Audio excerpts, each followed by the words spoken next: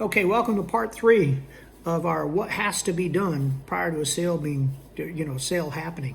Okay, and we went through several other things in the previous 2 videos. We talked about number 1, obviously knowing the customer's why the customer was there, wants you there too. We talked about educating them on your product. We talked about connecting with them.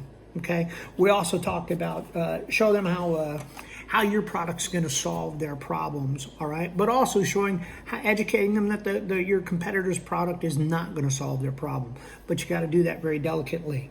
All right, and then you obviously want to show them why they can trust the company. So now they've come to the point where you've hammered home why they like the product. You've shown them how it's going to work. You've shown how it's going to solve their problem, their specific problem. It's going to answer their why, right? You've got them built to where they're trusting the company, and it comes to the time to do the pre-close. The pre-close is the most important thing that you can do. It's really simple because what it does is it shuts the last door.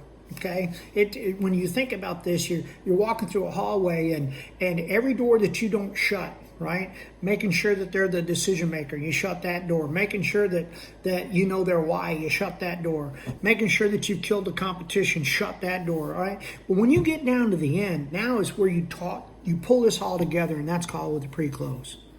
And my pre-close always goes like this. I pull out that product, I set it on the table, and I say, Mr. and Mrs. Smith, are you convinced that this product right here will solve your problem?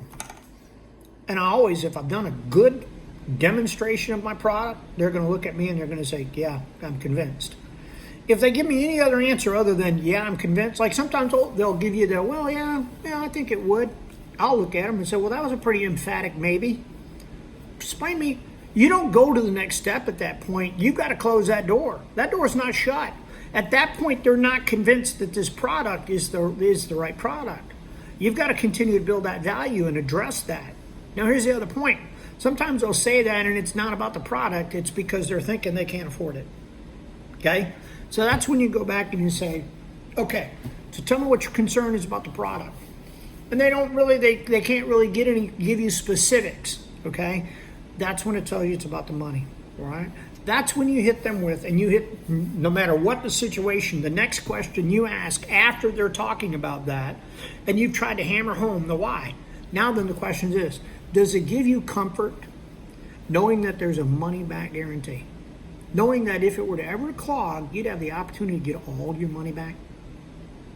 They're going to answer yes to that, okay? And so when you're saying that, you're not just asking it, you're nodding your head.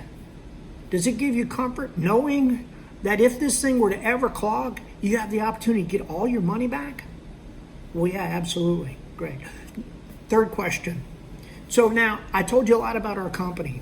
Okay? Been around 20 years, all the awards that we've won, the integrity that we display with that money back warranty. Let me ask you this. Are you comfortable that with our 20 years experience that we could handle this project for you? Oh, yeah, absolutely. Right. Okay. Now, last question. Have I offended you?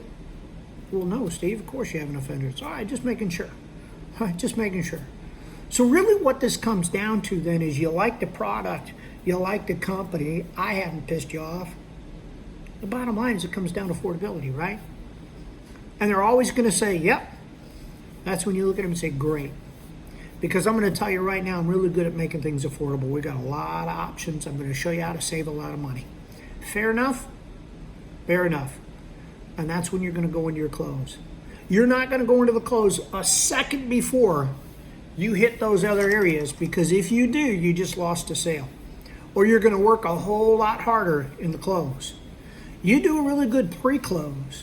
And at the end, when they come back and say, well, I'm not real sure about, if this product's going to work or whatever. And time out. Bill, I just asked you 2 minutes ago if you thought this would solve your problem, and you told me yes. What changed in the last 2 minutes? Well, no, Bill, let's just be honest. Let's cut to the chase. You think it's too much money, right? Well, yeah, it's way out of my price range. Okay, great.